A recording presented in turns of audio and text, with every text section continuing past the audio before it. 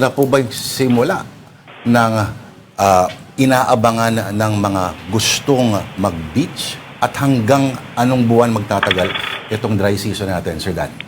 Yes po, good afternoon po and to our viewers. So ngayong araw ay opisyonal lang dineklara ng DOST Pag-asa yung pagtatapos ng amihan at yung onset ng ating dry season ng tag-init. So usually naman po itong ating dry season nagtatagal from March until the first parts po ng May.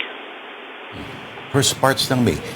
Sir, in-expect ba natin parang last year na tarang record-breaking ang mga heat index?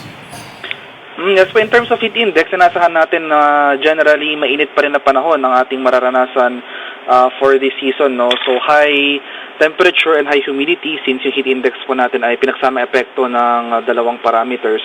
So more or less within normal ranges pa naman po yung ating maximum temperatures na inaasahan for this season. Sir Dan, ano naman po yung inaasahan nating magiging epekto nito sa agrikultura? So in terms naman po for agriculture, since ibig sabihin po pag mainit yung panahon natin and lessen po yung ating rainfall, possible may impacts po tayo sa agriculture, especially itong mga areas sa inland parts ng ating country.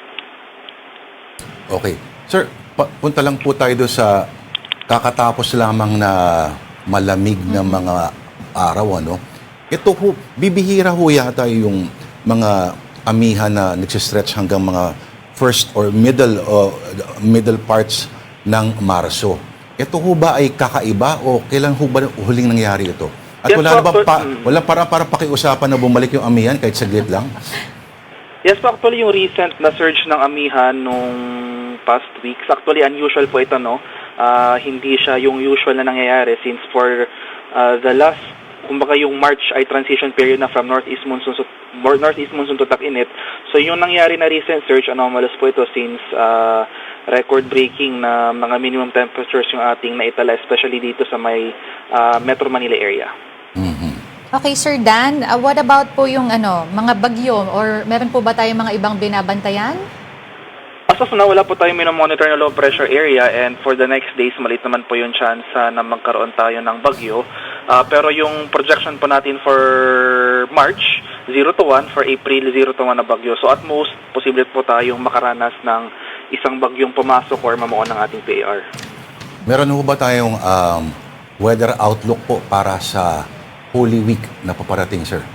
Yeah, so for Holy Week, no, actually medyo matagal pa ito, pero usually naman for April wala naman tayo inaasahang mga prolonged na mga matatagal na pag-ulan. So generally fair weather across the country and increased chance lamang ng mga afternoon rain showers or thunderstorms, especially dito sa eastern section ng ating bansa.